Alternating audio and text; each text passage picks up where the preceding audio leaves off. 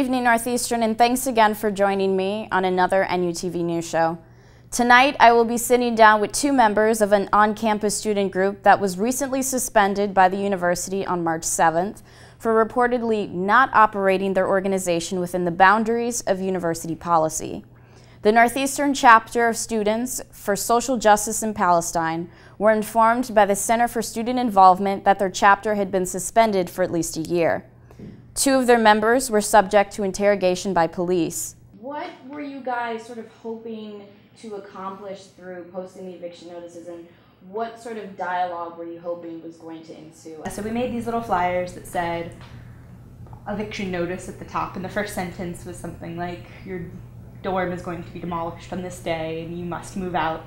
Then it simply said in the next paragraph, this is the reality for hundreds of Palestinians living in the occupied territories who receive these notices solely based on their ethnicity. So we distributed them under doors and dormitories because we wanted to give a tiny taste of what it would be like to receive an eviction notice. We obviously did not intend to scare anyone by clearly stating that it was false on a little piece of paper. We thought that it would make people think about what it would be like to receive a notice like that with no justifiable cause. After February 24th, can you guys sort of elaborate on the events that transpired afterwards? 2 days after the eviction notice, the Northeastern Police Department started contacting students who they believed to be involved in distributing the flyers. Uncoincidentally, I believe, there were quite a lot of people who participated in this action, yet the first two targeted have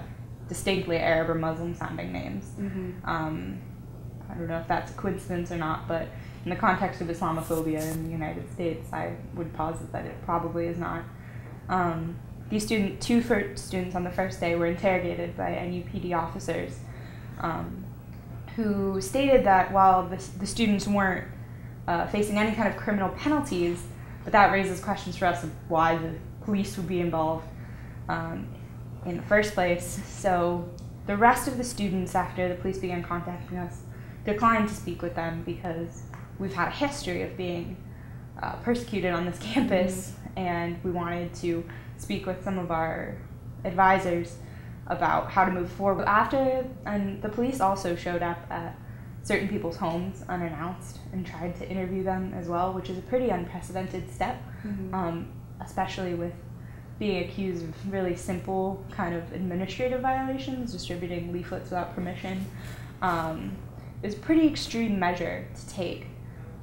After the police harassment kind of ceased, it was spring break, and we didn't hear any more from the university about this. We were never formally charged with any violation of the student resource guide or the code of conduct as individuals or anything.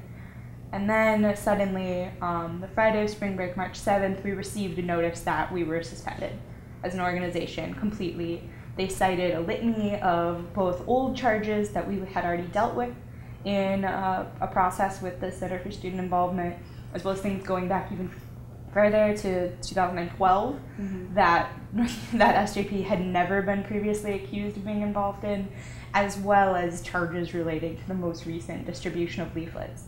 The suspension notice also states that no members of SJP currently can ever be involved in SJP again if it is reinstated as a group, and that we have no more access to university resources. Now, I just want to read a quote from an article I read online on you guys. And it says, "The suspension of Northeastern SJP is the culmination of a long-running crusade against a group led by powerful pro-Israeli outfits based in Boston." How do you guys feel about that? I would definitely agree with that. You know, there have been a lot of pro-Israel lobbyists who have really gotten into the Boston community. Like, they fought the building of the mosque across the street a couple of years ago, saying it would be, they said it was like a victory for Islamists and that they were like not in our community.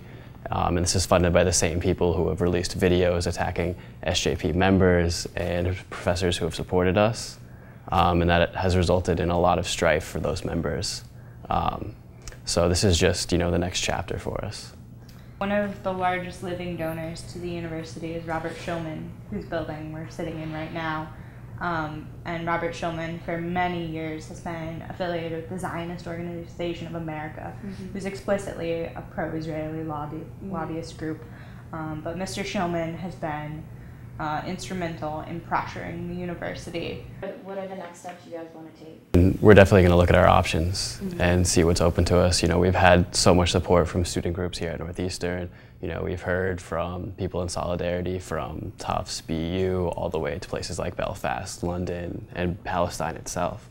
So, you know, this is a big issue. We have a lot of support, and we just have to decide what's the best step for us as an organization. Even people who have stated that they might disagree with our political viewpoints or our positions on Palestine are supporting us as well, because this really is an issue about freedom of speech. And I understand that other SJP chapters have also done the eviction notice tactic. Have they received such a negative response as you guys have, or has it just been all over the spectrum? Harvard actually did the same thing last year, and the students were not punished. Harvard did release a statement, and it was in the news, but the backlash was nowhere near as big as it is at Northeastern. Yeah, I think eviction notices have proven to be a controversial tactic at different universities, but no individuals were targeted. The level to which Northeastern has taken their punishment against this is pretty unprecedented. Well, thank you guys so much for being here tonight and for spreading the word. Yeah, thanks for having us.